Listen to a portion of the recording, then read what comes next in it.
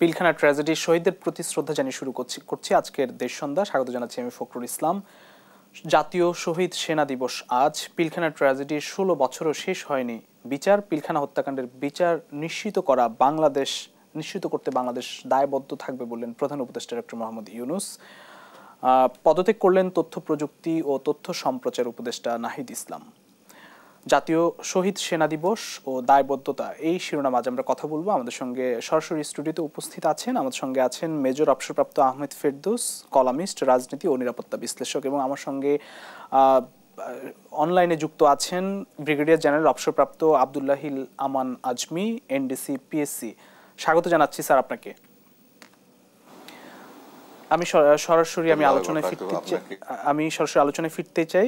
Major অবসরপ্রাপ্ত আহমেদ ফেরদৌস, আপনার কাছে প্রথমে আসি। 2009 সালে দেশের ইতিহাসে সবচেয়ে বড় ট্র্যাজেডির ঘটনায় 57 জন সেনা অফিসার শহীদ হয়েছেন। আপনি একজন সেনা অফিসার ছিলেন। সেই দিনের ঘটনাটি আসলে কেন ঘটলো, এই ষড়যন্ত্রে কারা জড়িত, আমি একটু সরাসরি প্রশ্নটি করছি। আপনার কাছে কি মনে হয় একটু সংক্ষেপে যদি বলেন। জি, ধন্যবাদ আমার সহ-আলোচক, আমার শ্রদ্ধা আজমি স্যার, আপনাকে এবং দেশবাসীকে। আজকের দিনটা একটু ইমোশনাল, হয়তো ইমোশনাল কথা বলবো। সো আজকের দিনটা দেখেন, এই দিনটার ঘটনা হয়েছিল রৌমারী পদু একটা যুদ্ধ হয়েছিল বিএসএফ এর সাথে, আপনারা সবাই অবগত, যেখানে তৎকালীন বিডিআর এর 8 জন সৈনিক একটা বিএসএফ এর ব্যাটালিয়নের এগেনস্টে যুদ্ধ করে এবং প্রচণ্ডভাবে বিএসএফকে মানে ধরাশায়ী করে। মানে অন রেকর্ড আছে 23 জন মারা গিয়েছে, বিবিসি বাংলা বলে 37 জন, অনেকে বলে 100-র উপরে প্লাস। এবং এই ঘটনাটার পরে এই যে বিডিআর একটা সাহসী বাহিনী, এতদিনের পুরানো একটা বাহিনী, এই ঘটনাটার পরে ওরা আমাদের প্রতিবেশী, ওরা সংসদেও বলেছিল যে বাংলাদেশকে শায়েস্তা করবে। 1/11 হয়। 1/11-এর পরে জানুয়ারিতে ফ্যাসিস্ট গভর্নমেন্ট, হাসিনা সরকার ক্ষমতায় নেয়। ক্ষমতায় আসার পরে 25শে জানুয়ারি এই ঘটনাটা ঘটে। 25 ফেব্রুয়ারি। আমার স্পষ্ট মনে আছে, সেই দিন সকালবেলা টিভিতে যখন দেখছিলাম, আপনাদের একজন সাংবাদিক মুন্নিশা, সরি নামটা বলতে হলো, উনি কিভাবে উস্কাচ্ছিলেন দেশবাসীকে, এবং পরবর্তীতে যেটা দেখা হয়েছে যে এটা একটা ফলস জিনিস। আমার দুঃখ লাগে রাষ্ট্রের কাছে, মুন্নিশা কিছুদিন আগে কারওয়ান বাজারে যখন ধরা পড়লো, she was not kept into মানে কাস্টডি।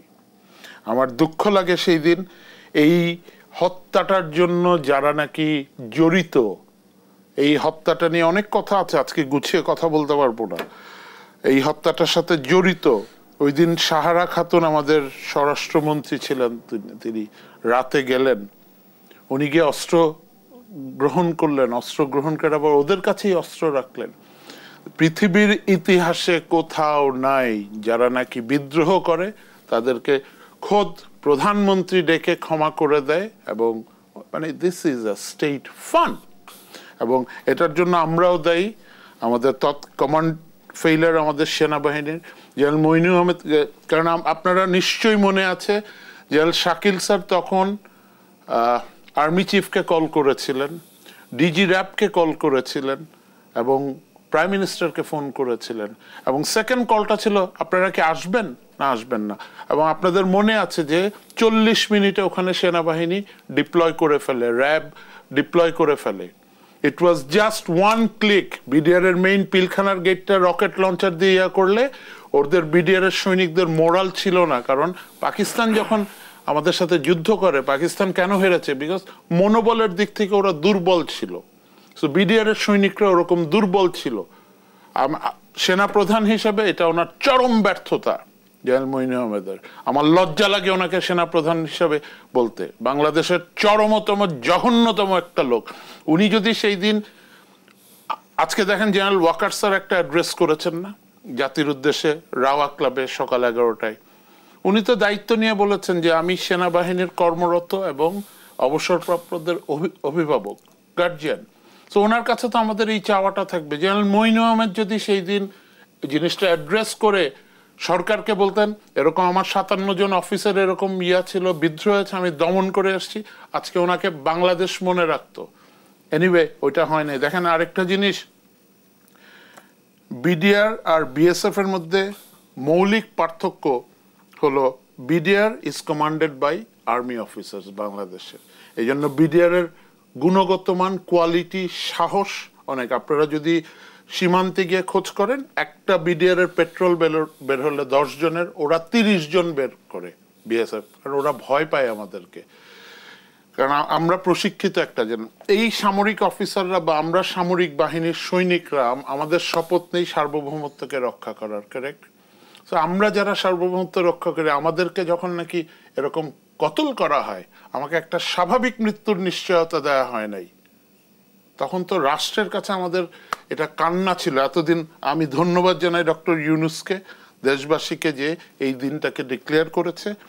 আর আরেকটা জিনিস এখানে, সেই দিন দেখেন এটা আসবে, আজমি স্যার বলবে যে পলিটিক্যাল পার্টির, আজকে সেনাপ্রধান বলেছেন যে একটা তদন্ত কমিশন করেছেন বিডিআর, জেনারেল ফজলুর রহমান, যে রৌমারী পাদুয়ার সময় বিডিআর এর ডিজি ছিলেন। এটা আজমি স্যার বলবে, কারণ আমি বলবো না। তখনকার গভর্নমেন্ট, আমরা নাম দেখেছি হাসিনার, কেন উনি, শেখ হাসিনা কেন ওনাকে চার্জশিটে নামভুক্ত, ওনাকে জিজ্ঞাসাবাদ করা হয় নাই কেন? মির্জা আজম, নানক, তাপস কেন জিজ্ঞাসাবাদ করা হয়? আব্দুল কাহার আকন্দের মতো একটা বিতর্কিত ব্যক্তি দিয়ে করা হয়েছে। আজকে আমাদের স্বরাষ্ট্রমন্ত্রী ছিলেন যিনি, জেনারেল জাহাঙ্গীর, উনি বিডিআর এর আর্মির কমিশনের হেড ছিল। What is that commission report? মানে তদন্ত কমিশন করলেই কি এটা ফ্রিজে চলে যাবে? আজকে 16 বছর কথা বলতে দেয়া হয়। আমরা একটু যেতে চাই, আমার সময় খুবই কম। আমি একটু, আমাদের সঙ্গে আছেন ব্রিগেডিয়ার জেনারেল অবসরপ্রাপ্ত আব্দুল্লাহিল আমান আজমি স্যার। আপনি শুনতে পাচ্ছেন নিশ্চয়ই আমাকে। আপনার কাছে একই রকম প্রশ্ন যেতে চাই। ট্র্যাজেডির ঘটনায় 57 জন সেনা অফিসার শহীদ হয়েছেন, বাংলাদেশের সবচেয়ে বড় একটি ঘটনা। এত অফিসার, এত সংখ্যক অফিসার আসলে কখনোই শহীদ হয়েছেন এমন ঘটনা নেই। ঘটনাটি আসলে কেন ঘটলো, আমি আপনার ব্যাখ্যা বিশ্লেষণ একটু জানতে চাই। বা ষড়যন্ত্র কিনা, ষড়যন্ত্র হয়ে থাকলে সেখানে কারা জড়িত বলে আপনার কাছে মনে হয়? আসসালামু আলাইকুম, ধন্যবাদ। মেজর ফেরদৌস অনেক কথাই বলেছেন। আমি এখানে প্রথমে বলতে চাই যে এটা শুধু বাংলাদেশ ইতিহাসে নয়, পৃথিবীর ইতিহাসে এরকম জঘন্যতম ন্যাক্কারজনক কোনো ঘটনার নজির নেই। এবং মেজর ফেরদৌস যেটা বলেছেন, আমি সে সাথে বলতে চাই যে শুধু রৌমারী নয়, রৌমারী এবং পদুয়া দুটোর পরপর ঘটনায় বিডিআর যখন আমাদের প্রতিবেশী দেশের বিএসএফকে একেবারে নাজেহাল করে দিল, তার প্রতিশোধ নেওয়ার জন্য তারা তখন থেকে জ্বলে পড়ে মরছিল। এবং তারা সেটা বাস্তবায়ন করার জন্য এই 111-এ জেনারেল মঈনকে দিয়ে একটা আধা সামরিক বাহিনী, আধা সামরিক শাসনের মতো জারি করে জেনারেল মঈনকে দিয়ে আওয়ামী লীগকে জিতিয়ে ক্ষমতা আসার পরপরই তারা এটা করেছে। আমার কোনো সন্দেহ নেই এটাতে, যে এটাতে ভারতের স্পষ্ট হাত রয়েছে বলে আমি আমার মূল্যায়ন মনে করি। এবং এই প্রতিশোধ নিয়ে তারা প্রথমেই বুঝতে পেরেছে এই দেশের স্বাধীনতা, সার্বভৌমত্ব, অখণ্ডতার জন্য সেনাবাহিনীর কোনো বিকল্প নেই। সেনাবাহিনী জনগণের বাহিনী, ঐক্যের প্রতীক, সার্বভৌমত্বের প্রতীক। সেনাবাহিনীকে আগে মেরুদণ্ড ভাঙতে হবে এবং সেনাবাহিনী এবং বিডিআরকে একসাথে ধ্বংস করার উদ্দেশ্যে এটা করা হয়েছে পরিকল্পিতভাবে। মেজর ফেরদৌস যেটা বলেছেন, আপনি দেখেন পৃথিবীর ইতিহাসে, আমি ইউরোপ, আপনার আফ্রিকা, এশিয়ার বহুত, এমনকি ভারতেও, আমাদের বাংলাদেশও যত রকমের যত বিদ্রোহ হয়েছে সব সামরিকভাবে দমন করা হয়েছে। এটা কেন সামরিকভাবে দমন করা হলো না? জেনারেল মঈন কেন সেদিন এই র্যাব এবং ঢাকার 46 স্বতন্ত্র পদাতিক ব্রিগেড ঘটনাস্থলে পৌঁছে গেছিল অতি দ্রুত? তাদেরকে কেন আক্রমণ করতে আদেশ দিলেন না উনি? আমার ভাইকে, আমার ভাবিকে, আমার ভাতিজাকে হত্যা করছে, লাঞ্ছিত করছে, আমি কি আমার অনুমতির জন্য অপেক্ষা করব? আমি জেনারেল মঈন হলে আমি ততদিন কারো কোনো পরোয়া করতাম না। আমি মনে করি যে কোনো সাহসী সেনাপ্রধান হলে সেদিন ওখানে অপারেশনের নির্দেশ দেওয়া হতো এবং উনি যদি অপারেশনের নির্দেশ দিয়ে সফলতা তো গ্যারান্টিড ছিল। বিডিআর এমন কোনো অস্ত্র নেই, সামরিক বাহিনীর সামনে টিকে থাকার কোনো প্রশ্নই ওঠে না। তো সেখানে উনি সফলতা নিশ্চিত জেনেও উনি কেন প্রধানমন্ত্রী সারির আঁচলের নিচে লুকিয়েছিলেন, এটা আমার প্রশ্ন। আজকে যে তদন্ত কমিটির কথা বলেছেন মেজর ফেরদৌস, ওই তদন্ত কমিটির রিপোর্ট কি? রিপোর্টে নিশ্চয়ই দায়ী ব্যক্তিদেরকে দায় মুক্ত করা হয়েছে, না হলে তাদের বিরুদ্ধে ব্যবস্থা নেওয়া হয়নি কেন? আমরা জাতির কাছে ওই দুই তদন্তর, আমি প্রথম দিকে বলে আসছি, 2010-এ আমার 9 আমাকে চাকরি থেকে বের করার পরে থেকে আমি ফেসবুকে লেখালেখি করে আসছি দুটো কথা। একটা হলো 25 ফেব্রুয়ারি শহীদ জাতীয় শহীদ সেনা দিবস ঘোষণার কথা, আলহামদুলিল্লাহ করা হয়েছে। আমি প্রথম থেকে বলে আসছি ওই দুই তদন্ত রিপোর্ট পেশ করা হোক এবং তদন্ত কমিটি যদি দায়ী ব্যক্তিদেরকে দায়মুক্ত করে থাকে এবং জনগণ তাই বিশ্বাস করে, তাহলে তাদেরকেও আইনের আওতায় আনা হোক। এখন তদন্ত কমিশন হয়েছে, এরা আমি আশা করব ওনাদের কাছে ওনারা সঠিকভাবে তদন্ত সম্পন্ন করবেন এবং দায়ী ব্যক্তিদের আইনের আওতায় নিয়ে আসবেন। এখানে আমি বলতে চাই যে এইটার পিছনে বিদেশি ষড়যন্ত্র তো অবশ্যই রয়েছে। আমাদের দেশের যে 3 জন মেইন স্টেক হোল্ডার তারা কোথায়? তারা অনুপস্থিত। তাদের অনুপস্থিতিতে এটা তদন্ত কিভাবে শেষ হবে এটা নিয়ে আমি প্রশ্ন রাখছি। 1 সেনাপ্রধান, 2 সাবেক প্রধানমন্ত্রী, পলাতক প্রধানমন্ত্রী, তৃতীয় হলো পলাতক প্রধানমন্ত্রীর আপনার নিরাপত্তা উপদেষ্টা, সামরিক উপদেষ্টা জেনারেল তারেক। ওনারা 3 জনই তো পলাতক। তাহলে এই তদন্ত কিভাবে শেষ হবে? আপনি আমাকে বলুন যে এরকম একটা ঘটনা যখন হলো, সেই সাথে জাহাঙ্গীর কবির নানকটার সাথে কি সম্পর্ক, মির্জা আজমের কি সম্পর্ক, সোহেল তাজ স্বরাষ্ট্র উপদেষ্টা ছিল, ওনার সম্পর্ক থাকতে পারে বিডিআর স্বরাষ্ট্র মন্ত্রণালয়ের আন্ডারে, বাকিদের কি সম্পর্ক, তারা কেন এখানে সম্পৃক্ত হলো? তারপরে আপনি দেখেন যে তৎকালীন স্বরাষ্ট্র প্রতিমন্ত্রী সায়রা খাতুন গেলেন ওখানে, মাত্র কয়েকটা পরিবারকে নিয়ে আসলেন, আইজি পুলিশের মেয়ের সহ, আর মাত্র কয়েকটা পরিবার নিয়ে আসলেন। বাড়ির পরিবারকে কার হাতে রেখে আসলেন? ওনারা আপনার অস্ত্র সমর্পণ নাটক করলেন। আমি তখন দিনাজপুরে রংপুর এলাকায় আন্দে 16 শতাধিক ব্রিগেড কমান্ডার ছিলাম। আমি 4টা ব্যাটালিয়নের আপনার এই বিদ্রোহ দমন করেছি। আমরা অস্ত্র সমর্পণের পরে সেই অস্ত্রাগারে রেখে আর্ম পুলিশ দিয়ে, ডিসির মাধ্যমে আর্ম পুলিশ দিয়ে আমরা গুলি প্রহরার ব্যবস্থা করেছি। অথচ এখানে ম্যাডাম সাহারা খাতুন উনি বিডিআর কাছে অস্ত্র নিয়ে আবার বিডিআরের কাছে রেখে আসলো। কি তামাশা এটা! তারপরে আপনি দেখুন যেটা বলেছে, পৃথিবীর ইতিহাসে আমাদের দেশে আনসার বিদ্রোহ হয়েছে। ভারতের বেশ আজকে থেকে 25-30 বছর হবে হোটেল অবেরয়তে আপনার বিদ্রোহী হামলা হয়েছে। এগুলি সব সামরিকভাবে দমন করা হয়েছে। পৃথিবীর প্রত্যন্ত অঞ্চলে এগুলি অন্য সরকার প্রধান কিছুক্ষণের মধ্যেই তাদেরকে ডাকেনি এবং কাদের সাথে কথা বলেছেন উনি? সাধারণ সিপাহীদের সাথে। এবং আপনি দেখেন যে উনি তাদেরকে ডেকে আমাদের অফিসারদেরকে, আমাদের ভাইদের, আমাদের ভাবিদের, আমাদের সন্তানদের খবর না নিয়ে উনি কি করে তাদেরকে সাধারণ ক্ষমা ঘোষণা করে দেয়, যেখানে আমার ভাইরা, তাদের পরিবাররা তখনও এই বিডিআরের জওয়ানদের অস্ত্রের নিচে জীবন দিচ্ছে। উনি কি করে সাধারণ ক্ষমা দেয়? এই সাধারণ ক্ষমা ঘোষণা করাই আমি মনে করি হত্যার লাইসেন্স দেওয়া হয়েছে। তাদেরকে ক্লিন গ্রিন সিগন্যাল দেওয়া হয়েছে, তাদেরকে ওপেন চেক দেওয়া হয়েছে, তোমরা যতবারও মারো। তারপরে আপনি দেখেন কেন বলা হয়েছিল যে এই বিডিআর এর আশেপাশে জায়গা কয়েক কিলোমিটার রাস্তা খালি করার জন্য, এই যারা অপরাধ করেছে তাদেরকে পালিয়ে যাওয়ার সুযোগ দেওয়া হয়েছে। এবং এখানে বিভিন্ন রকমের আলামত রয়েছে যেগুলো দ্বারা বোঝা যায়, আপনারা দেখেছেন টেলিভিশন গণমাধ্যমে, আপনারাই প্রচার করেছেন যে বিদেশি ভাষাভাষী লোক এখানে ছিল। এগুলি সব থেকে সন্দেহের কোনো অবকাশ নেই যে বিদেশি ষড়যন্ত্র ছিল। এবং এই ফ্যাসিবাদ সরকার যে তাদের গোলাম, তাদের দোসর, তাদের দালাল, এটা আজকে নতুন নয়। তারা 1971 সালে চুক্তি করেছিল। সেই চুক্তিতে প্রধান শর্ত ছিল যে এখানে সামরিক বাহিনী থাকবে না, ভারতের সামরিক বাহিনী থাকবে, এদেশের প্রশাসন ভারত চালাবে, এদেশের পররাষ্ট্র মন্ত্রণালয়, প্রতিরক্ষা মন্ত্রণালয় ভারতের নিয়ন্ত্রণে থাকবে। এগুলি তো গোলামির চুক্তি। তারা মৈত্রী চুক্তি নামে এই চুক্তি করেছে, তখন থেকে তারা গোলাম হয়ে আছে। তো এই গোলামদের দ্বারা এই দেশ তো কোনোদিন স্বাধীনতার মধ্যে অখণ্ডতা রক্ষা করা যাবে না। এই দেশকে ফ্যাসিবাদ মুক্ত করেছে ছাত্র জনতা, আমি তাদেরকে সাধুবাদ জানাই। তারা এই দেশের ইতিহাসে তাদের নাম স্বর্ণাক্ষরে লেখা থাকবে। এদেশের স্বাধীনতা সার্বভৌমত্ব অখণ্ডতা রক্ষার জন্য এই ছাত্র জনতাই জীবন দেবে। এই সেনাবাহিনী, এই বর্তমান বিডিআর না পরিবর্তন বিজেপি করেছে, এগুলো এনারাই জীবন দেবে ইনশাআল্লাহ। আমি নিশ্চিত এদেশের মাটি যুদ্ধ করবে, মানুষ যুদ্ধ করবে। আপনারা দেখেছেন কয়েক মাস আগে এইখানে সাধারণ গ্রামবাসী বিজিবির সাথে মিলে বিএসএফকে তাড়া করেছে। তো আমি নিশ্চিত এইভাবে ভবিষ্যতেও করবে যদি কোনো রকমের কোনো অপচেষ্টা ভারতের থাকে। ভারত নানান রকমের উস্কানিমূলক কথা বলছে এবং পলাতক প্রধানমন্ত্রী ওখানে গিয়ে আশ্রয় নিয়ে উস্কানিমূলক কথা বলছে। এই সমস্ত ঘৃণ্য ন্যাক্কারজনক কাজ বন্ধ হওয়া উচিত এবং ভারত আমাদের আভ্যন্তরীণ ব্যাপারে নাক গলানো বন্ধ করা উচিত। 2014 জানুয়ারি নির্বাচনের আগে প্রাক্তন এখানকার ভারতীয় রাষ্ট্রদূত বিনা স্বীকৃতি এসে বলেছে আমরা আমাদের পছন্দের দলকে সরকারি দেখতে চাই। কোনো দেশের কূটনীতিক অন্য দেশে গিয়ে ধরনের কথা বলার ধৃষ্টতা দেখাতে পারে? বিনা স্বীকৃতি কি ইংল্যান্ড আমেরিকায় গিয়ে এই ধরনের ধৃষ্টতা দেখাতে পারবেন? আমাদের কোনো কূটনীতিক কি ভারতে গিয়ে বলতে পারবেন?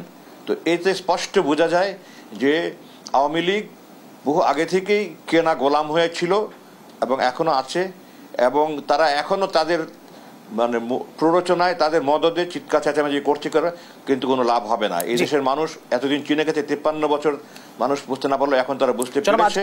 জবাব দিবে যে ভারত কোনো রকমের কোনো অপচেষ্টা করে। তাদের এটার বিচার তদন্ত যথাযথ হবে এবং তাদের বিচার অবশ্যই হতে হবে এবং যত দ্রুত সম্ভব তা সম্পন্ন করার জন্য আমি কমিটির কাছে দাবি জানাই। আমি মাননীয় প্রধান উপদেষ্টার কাছে অনুরোধ করি। জি, অসংখ্য ধন্যবাদ। আমি একটি বিরতিতে যাব, বিরতি থেকে এসে আবার এই আলোচনায় ফিরতে চাই। প্রিয় দর্শক, দেশ সন্ধ্যা নিচ্ছে একটি ছোট্ট বিরতি, ফিরছি একটু পর, সঙ্গেই থাকুন। দেশ সন্ধ্যা আরেকবার স্বাগত জানাচ্ছি। আমরা সরাসরি আলোচনায় যেতে চাই। মেজর অবসরপ্রাপ্ত আহমেদ ফেরদৌস, আপনার কাছে আসি যে সেই সময় যে পিলখানার ট্র্যাজেডি ঘটেছিল, বলা হয়েছিল যে ডাল ভাতের কর্মসূচির উপর বিদ্রোহ করেছিল। হ্যাঁ, এটি কি আসলে কি তাই মনে করেন? আরেকটি বিষয় হচ্ছে যে 57 জন সেনা অফিসারকে হত্যা করা হয়েছে। কোনো সেনা অফিসারকে সেই বাহিনীরই অন্যান্য সদস্যরা হত্যা করতে পারে এইভাবে, যে নৃশংসতা আমরা লক্ষ্য করেছি। ফার্স্ট অফ অল, আপনার সেকেন্ড কোয়েশ্চেনটা, সেনাবাহিনীকে হত্যা করেনি। সেনাবাহিনী গিয়েছিল আমাদের কমরেডদেরকে সেফ করতে ওখানে, এবং 40 মিনিটের মধ্যে গিয়েছিল। এখন আমি আপনাকে একটা প্রশ্ন করি, আপনাকেই প্রশ্ন করছি। ধরেন আপনি আমার কমরেড, আপনি ওখানে আটক, আপনার স্ত্রী এবং আপনার কন্যাকে ধর্ষণ করছে, আমরা রিপোর্ট পেলাম। Should I wait for an order? আমি কি বসে থাকবো? আপনি বসে থাকবেন? আমার হাতে অস্ত্র আছে। আজমি স্যার যেটা বলছিল যে জেনারেল মঈন আহমেদের কথা, হি হ্যাজ ফেইলড। এবং আমরা আমি একটু আবেগী মানুষ ভাই, আমার মেয়ের কবর পিলখানার ওই বিডিআর হত্যার ওখানে, আমি আমার মেয়ের কবরের ওখানে, আমার নবজাতিকা কন্যা কবরের ওখানে গেলে ওই বিডিআর এর কবরের ওখানে মুখ দেখাতে পারতাম না। আজকে আমি একটু হলেও মুখ দেখাতে পারবো, because we have failed, the army has failed. General Moin একটা ঘৃণিত ক্যারেক্টার, মানে এক নম্বর। আর প্রথম প্রশ্নটা ছিল যে আপনার ডাল ভাতের কথা, রাইট?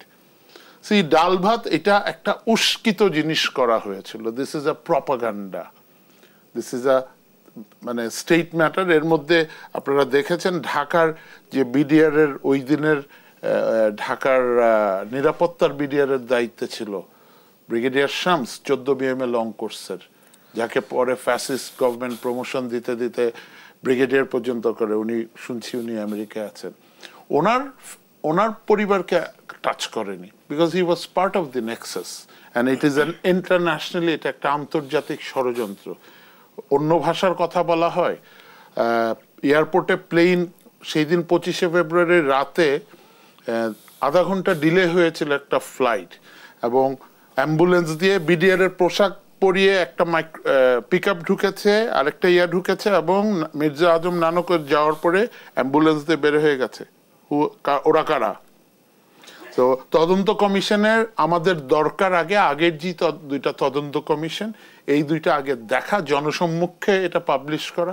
ডক্টর ইউনূস স্যার যেমন বলেন পলিটিক্যাল পার্টিদেরকে, আমি ওয়েবসাইটে দিয়ে দিব, আপনারা দেখে নেবেন রাজনীতিবিদদের মধ্যে, আমরাও চাই এটা ওয়েবসাইটে আসুক, আমরা দেখি। তারপরে এই তদন্ত কমিশনের কাছে আমাদের দাবি থাকবে যে যারা নাকি মাস্টার মাইন্ড, আজমি স্যার যে 3 জনের কথা বললেন, বা আরো যারা, সবাই জানে এটা নিয়ে। সেদিন গোয়েন্দা রিপোর্ট কোথায় ছিল? গোয়েন্দা, এটা একটা গোয়েন্দা ফেইলার, ঠিক আছে? আপনি দেখেন একটা মজার জিনিস, দি দেন প্রাইম মিনিস্টার কিন্তু ওই দিন যাওয়ার কথা ছিল, যায় নাই, ঠিক আছে? মানে ইট ওয়াজ সো প্ল্যান্ড যে ওই দিন যাওয়ার কথা ছিল, যায় না। অনেক কিছু তো আপনারা শুনেছেন, যাই শুনেছেন ম্যাক্সিমামই সত্যি। আর আরেকটা জিনিস, বিডিআর ঘটনার পরে সেনাকুঞ্জে একটা দরবার হয়েছিল যেখানে প্রধানমন্ত্রী গিয়েছিলেন। আমি তখন এরপরে বাংলা লাইনে কাজ করতাম, আমার সাথে 3 জন অফিসার ছিলেন, কর্নেল শামস, কর্নেল শাহির বীর প্রতীক আর কর্নেল শফি। 3 জনই কিন্তু প্রতিবাদ করেছিলেন। ওদেরকে 3 জনকে চাকরি থেকে তো বরখাস্ত করে, এবং বিডিআর নিয়ে যেই কথা বলেছে, আজমি স্যার তো গুম হয়েছিলেন, স্যার জানেন কতটুকু আমি জানি না, বিডিআর নিয়ে যেই কথা বলেছে তাকে সাইজ করা হয়েছে। এমন ভয় ভীতি দেখানো হয়েছে, বিডিআর এর ঘটনা দিয়ে ফ্যাসিজম শুরু হয়েছে, বিডিআর এর ঘটনা দিয়ে আমাদের সেনাবাহিনীর মনোবলটা ভেঙে দেয়া হয়েছে। সেনাবাহিনীর মধ্যে আমার বন্ধুরা, আমি তো কথা বলি, আমার বন্ধুরা এইসব যখন কথা বলতাম, ওরা আমাকে আনফ্রেন্ড করে দিয়েছে, ওরা আমাকে বাদ দিয়ে দিয়েছে ভীতির কারণে। ওদের প্রতি আমার কোনো আক্ষেপ নাই। তো বিডিআর এর ঘটনা আপনারা ফিলোসফিক্যালি যদি আমরা ধরি, ইটস নট এন ইন্ডিপেন্ডেন্ট একটা জিনিস। এইটা দিয়ে দেশটাকে রাজত্ব কায়েম করার জন্য প্রশাসনকেও বোঝানো হয়েছে, তোমরা যদি ঘাপলা করো, বিডিআর এর ঘটনা মনে করায় দিচ্ছে। এরপরে কি হয়েছে, বাংলাদেশে রাতের ভোট, দিনের ভোট, ডামি নির্বাচন, যা ইচ্ছা তাই করছে। ইট স্টার্টেড উইথ বিডিআর ঘটনা। এই ঘটনার প্রকৃত বিচার যদি না হয়, বাংলাদেশ ঠিক হবে না। না সেই এই যে সেনাবাহিনী 57 জন সেনা অফিসার শহীদ হলেন, যে ক্ষত সেনাবাহিনীর বা সশস্ত্র বাহিনীর যে ক্ষত, এই ক্ষত কি পুষিয়ে ওঠা সম্ভব? আল্লাহ জানে। কারণ এটা এবং যে চৌকস সেনা কর্মকর্তারা শহীদ হলেন, আরেকটা জিনিস, চৌকস সেনাকর্তা, আপনার তো মনে আছে কর্নেল গুলজারের কথা, বাংলা ভাই টাংলা ভাই এই যে এগুলিকে ধরেছিলেন। এক একটা কর্নেল গুলজার পয়দা করতে পারবেন আপনারা? আমরা পারবো? কর্নেল এলাহি স্যার, আজমি স্যার বলবে এক একজন অফিসার। এবং বিডিআর প্যারেডের আগে কিছুদিন আগেই ভালো কিছু অফিসার এখানে পোস্ট করা হয়েছিল। তার মানে বাংলাদেশের ভালো ভালো অফিসারগুলিকে, যারা প্রতিবাদী অফিসার, দেশপ্রেমিক, এদেরকে এক জায়গায় রেখে কতল করার জন্য এটা করে হয়েছে। It's a total Nexus. আমি আবার বলছি, এটা একটা সম্পূর্ণ দেশি এবং বিদেশি ষড়যন্ত্র। এবং আল্লাহর রহমত, আমরা আমাদের অন্য ভাষী লোকদেরকে এখানে আসতে দিয়েছি, মারতে দিয়েছি, চলে যেতে দিয়েছি। আল্লাহ এদের বিচার করবে। এবং সেনাবাহিনীর লোকজনে অফিসারদের মধ্যে গত ফ্যাসিস্ট রেজিমে কথা বলতে পারে নেই, বললাম না, একটা আতঙ্ক বিরাজ করত। আমরা তো কথা বলেছি, আমরা একটা আন্দোলন করেছিলাম, Azmi sir will bear us out. আমি আজকে স্যারের নামটা বলতে বাধ্য হচ্ছে। আমি তো আমার মেয়ের কবর, আমি ওখানে গেলে তো আবেগী মানুষ ভাই, নবজাতিকা মেয়ে, তো ফেসবুকে একটা পেজ খুলেছিলাম, শহীদ সেনা দিবস হোক। আজমি স্যারকে অনেক লেখা দিতাম আবেগ করে। আজমি স্যারকে একদিন কষ্ট করে ফোন করেছিলাম যে sir, response is very poor. তো স্যার একটা আমাকে উত্তর দিয়েছিল, যেটা আমি কিছুটা অনুপ্রাণিত হয়েছিলাম। বলছে, ফেরদৌস, রসুল্লাহ যখন ইসলামের ডাক দেয় রাইট কজে, তখন এরকম ছিল, তারপরে পিপিলিকার মতো আসছে। আমরা যেদিন প্রেস ক্লাবে দাঁড়াই, ওই দিন দেখলাম পিছনে আমার শুধু 700 টাকা গিয়েছিল মাইকের রিয়া দিতে, আমার পিছনে আমার রিটায়ার্ড অফিসাররা দাঁড়ায় গেছে, আমার বাবা এসছে, আমার মা এসছে, আমার 2 সন্তান এসছে, স্কুল থেকে এসছে, অনেক লোক এসছে, 1000-এর উপরে লোক আসছে। এবং বাংলাদেশে 7টা জেলায়, রাঙামাটিতে কর্নেল মানিশ দেওয়ান স্যার ছিলেন, লন্ডনে এবং টরন্টোতে, লন্ডনে আমার বন্ধু ছিলেন মেজর শাহ আলম, টরন্টোতে ছিল। 7টা জেলায় একই টাইমে একই যে আমরা বলেছি যে বিডিআর নিয়ে রাজনীতিকরণ যাতে না হয়, কারণ রাজনৈতিক দলগুলো এগুলিতে ফায়দা লুটার চেষ্টা করে। রাজনীতি, ওইটাকে শুধু শহীদ সেনা দিবস ঘোষণা, ওই দিন গান বাজনা না হয়, বাট এইটার জন্য I had to pay a lot. Sheikh হাসিনার সময় আমরা লক্ষ্য করেছি গত স্বৈরাচার সরকারের সময় একটি বিচারের ব্যবস্থা করা হয়েছিল, এটি নিয়ে আপনার একটু মন্তব্য জানতে চাই। কি বিচার? এই যে বিডিআর হত্যাকাণ্ড নিয়ে এটা দীর্ঘ সময় ধরে এটা একটা প্রহসনের বিচার রে ভাই, এটা একটা প্রহসনের বিচার। তবে আজকে যেটা জেনারেল ওয়াকার স্যার বলেছে, আজকে অ্যাড্রেস করেছে যে যারা কিলার, যারা নাকি করেছে বিডিআর এর সৈনিকরা, আমরা বাই নেচার আর্মির অফিসাররা উই লাভ আওয়ার ট্রুপস, আমরা ভালোবাসি আমাদের সৈনিককে, বাট যারা খুন করেছে তাদের ব্যাপারে কোনো কম্প্রোমাইজ নেই। আর এই যে বিচার হয়েছে, বিচারে দেখেন যারা মূল পরিকল্পনাকারী, এদেরকে কৌশলে বাদ দিয়েছে, প্রশ্ন করতে দেয়া হয় নাই। আপনারা মেজর জায়দি একটা যে আমার দেশ পত্রিকা মাহমুদুর রহমান সাহেবের যাতে প্রশ্ন করতে দেয়া হয় নাই। আরে ভাই, রাষ্ট্রপ্রধান হিসেবে তোমার ব্যর্থতা, এই এতগুলো অফিসারকে করা, এতগুলো অফিসারের ওয়াইফ বাচ্চা, কিভাবে আমরা মুখ দেখাবো ওদেরকে? আজকে আমার ওয়াইফ একটা ছবি পাঠিয়েছে বিডিআর রিয়াডে, এক ভাবি বিডিআর রেলিং এর উপরে, কবরের রেলিং এর উপরে এরকম করে আছে। হ্যাঁ, এটার উত্তর আপনি কি দেবেন? আপনি পারবেন উত্তর দিতে? আমি পারবো না। এদের বিচার যদি ঠিক মতো না হয়, এর উত্তর দেওয়া যাবে না। জি, আমরা বিরতি থেকে ফিরে আবার এই আলোচনা ফিরতে চাই। প্রিয় দর্শক, দেশ সুন্দর নিচ্ছে আরো একটি বিরতি, ফিরছি একটু পর, সঙ্গেই থাকুন। দেশ সুন্দর আরো একবার স্বাগত জানাচ্ছি। আমাদের সঙ্গে আছেন ব্রিগেডিয়ার জেনারেল অবসরপ্রাপ্ত আব্দুল্লাহিল আমান আজমি স্যার। আপনি নিশ্চয়ই আমাকে শুনতে পাচ্ছেন। আপনার কাছে আমরা একদম শেষ পর্যায়ে চলে এসেছি। প্রশ্ন হচ্ছে যে সেনাবাহিনীর 57 জন চৌকস সেনা কর্মকর্তা শহীদ হয়েছেন এই ট্র্যাজেডিতে। গোয়েন্দা ব্যর্থতা, মানে গোয়েন্দার আসলে সেদিন গোয়েন্দা রিপোর্ট কোথায় ছিল, এবং বাংলাদেশ কি ক্ষত পুষিয়ে উঠতে পারবে? শেষ পর্যন্ত কি এর বিচার পাবে বাংলাদেশ, বা আপনারা পাবেন? ধন্যবাদ আপনার প্রশ্নের জন্য। প্রথম কথা হলো গোয়েন্দা বাহিনী, আমি অবশ্যই বলবো এটা গোয়েন্দা বাহিনীর ব্যর্থতা অবশ্যই ছিল। বিডিআর যেটা ছিল, এখন বিজেপির, এদের ন্যাশনাল সিকিউরিটি ইউনিট একটা আছে। এছাড়াও আমাদের জাতীয় গোয়েন্দা বাহিনী যেগুলো ডিজিএফআই, এনএসআই আছে, এদের সবারই কম বেশি ব্যর্থতা আছে, কারণ এত বড় একটা ঘটনা ঘটতে পরিকল্পনা হচ্ছে, ভিতরে ভিতরে কেউ জানতে পারছে না, তাদের ব্যর্থতা। আর দ্বিতীয় অংশ হলো যে খতিয়ে পুষিয়ে ওঠা যাবে কিনা। আমরা ইনশাল্লাহ রেজিলিয়েন্স আমাদের জাতির মধ্যে আছে, আমরা সমস্ত বাধাবিত প্রতিকূলতা অতিক্রম করে বারবার আমরা ঘুরে দাঁড়িয়েছি। আমরা ব্রিটিশ শাসন থেকে নিজেদেরকে মুক্ত করেছি, আমরা পাকিস্তানি অপশাসন থেকে মুক্ত করেছি, আমরা ফ্যাসিবাদী অপশাসন থেকে মুক্ত হয়েছি, একবার ৭৫-এ আর একবার ২০২৪-এ। ইনশাআল্লাহ আমরা আমাদের সেনাবাহিনী, আমাদের দেশবাসী সকলে মিলে আমরা খুঁজিয়ে খুঁজে উঠতে পারবো ইনশাআল্লাহ। আমি মনে করি এখন যে এই বিপ্লব পরবর্তী পরিস্থিতিতে আমাদের ভেদাভেদ ভুলে আমরা যদি ঐক্যবদ্ধভাবে কাজ করতে পারি, আমরা ইনশাআল্লাহ বহুদূর এগিয়ে যেতে পারবো। ভিয়েতনাম আমাদের পরে ৭৫-এ স্বাধীন হয়েছে, তারা আমাদের বহুত এগিয়ে গেছে। আপনার আরব আমিরাত ২ ডিসেম্বর ১৯৭১ একই সাথে আপনার স্বাধীনতা জন্য তারা আমাদের বহু আগে এগিয়ে চলে গেছে। আর আমাদের বিপ্লবোত্তর পরিবেশে আমরা যদি ভেদাভেদ ভুলে, আমাদের মতানৈক্য ভুলে আমরা ঐক্যের সাথে কাজ করি, আর নিশ্চিত এই ক্ষতি প্রসারিত সম্ভবই, এবং আমরা আরো অনেক দূর এগিয়ে যেতে পারি। এবং এই সাথে আমি বলতে চাই যে দেখেন, আপনি এর পিছনে যে ভারতীয় যতই শক্তি থাকুক না কেন, আমরা ঐক্যবদ্ধ থাকলে এরা কিছুই করতে পারবে না। আমাদের ঐক্যের অভাবেই কিন্তু আপনার আমাকে, কর্নেল হাসিনুর রহমানকে, অ্যাম্বাসেডর মারুফ-জামানকে, সবাইকে গুম করা হচ্ছে ভারতের বিরুদ্ধে সোচ্চার ছিলেন বলে। আরো এরকম বহুত অসংখ্য গুম করে আয়না করে রাখা হচ্ছে, সব ভারতের বিরুদ্ধে সোচ্চার আছে। আমাদেরকে ভারতের বিরুদ্ধে আমাদেরকে সবাইকে ঐক্যবদ্ধ থাকতে হবে।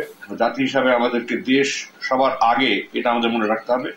আমাদের দেশপ্রেম উদ্বুদ্ধ হয়ে আমরা সবাই যদি নিজের যার যার অবস্থান থেকে ঐক্যবদ্ধভাবে কাজ করতে পারি, ইনশাআল্লাহ শুধু ক্ষতি পুষিয়ে ওঠে না, আমরা আরো অনেক অনেক দূর এগিয়ে যেতে পারবো বলে দৃঢ়ভাবে বিশ্বাস করি।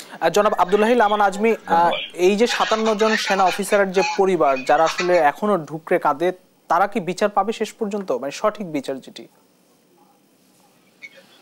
এটা তো আমার পক্ষে বলা মুশকিল, কারণ প্রধান উপদেষ্টা বলেছেন যে বাংলাদেশ দায়বদ্ধ থাকবে বিচার নিশ্চিত আমি করতে। আশা করি তদন্ত কমিটি এটা সুষ্ঠু তদন্ত করবে, এবং আমি এটা দাবি জানিয়েছি যে এই তদন্ত কমিটির রিপোর্ট অনুযায়ী সংশ্লিষ্ট ব্যক্তিদের শাস্তিমূলক ব্যবস্থা গ্রহণের পাশাপাশি পূর্ববর্তী ২ তদন্ত কমিটির রিপোর্টও পেশ করতে হবে জাতির কাছে, শ্বেতপত্র পেশ করতে হবে, এবং ওখানে তদন্ত কমিটি দায়ী ব্যক্তিদেরকে দায়মুক্ত করে তাদেরকেও শাস্তির আওতায় আনতে হবে, কারণ তারাও অপরাধের দোষর, কাউকে দায়মুক্ত করা যাবে না, এবং এটার বিচার হবে ইনশাআল্লাহ। আমি আশা করি, আমি আশাবাদী মানুষ, আমি নিরাশাবাদী মানুষ না। আজ হোক কাল হোক এটার বিচার হয়তেই হবে, এবং আমি দৃঢ়ভাবে বিশ্বাস করি এই সরকার ইনশাআল্লাহ এটা নিশ্চিত করবে।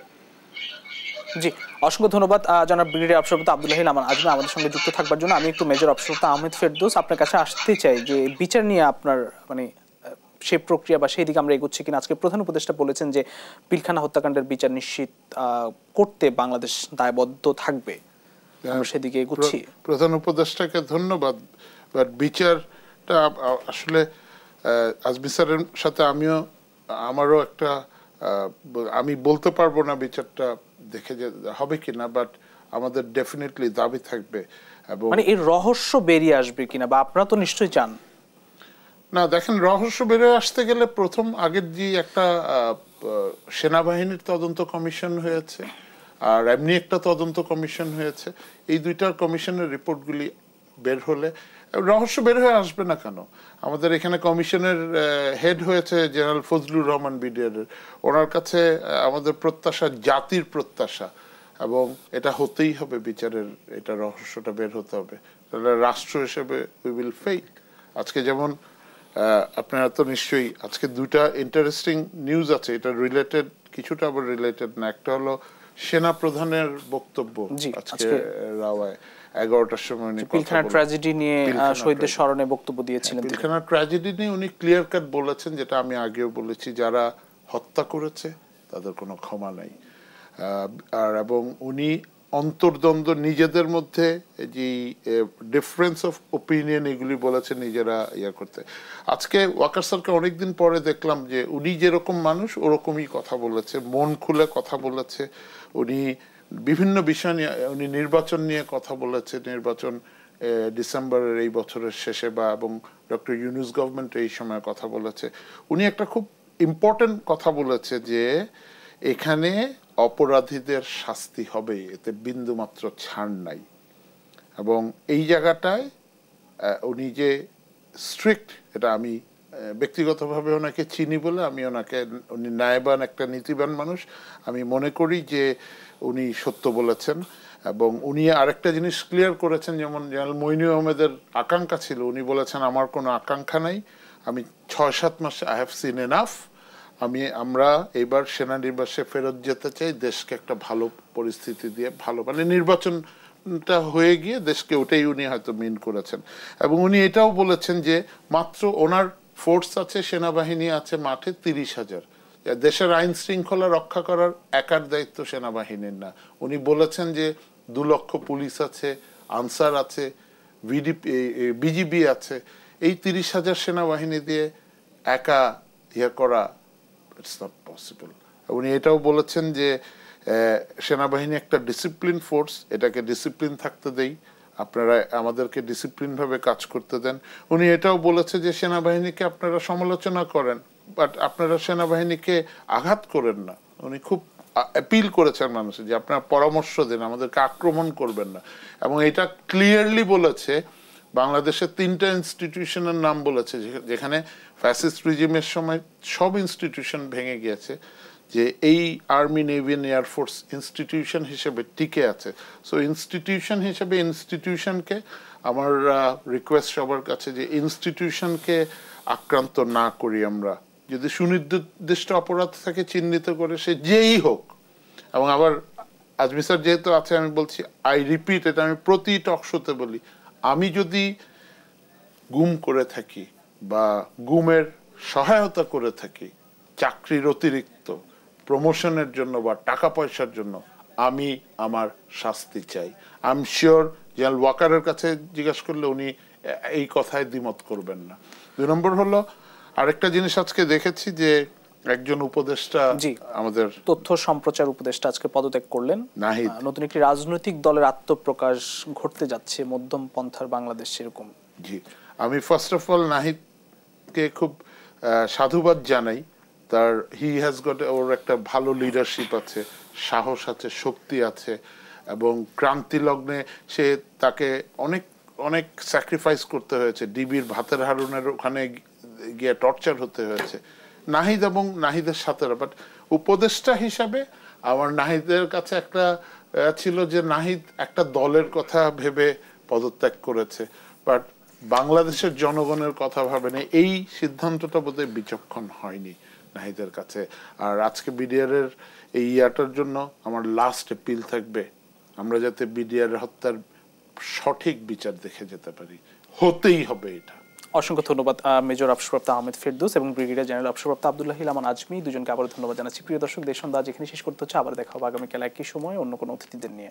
সে পর্যন্ত সবাই ভালো থাকবেন, সুস্থ থাকবেন। শুভ সন্ধ্যা।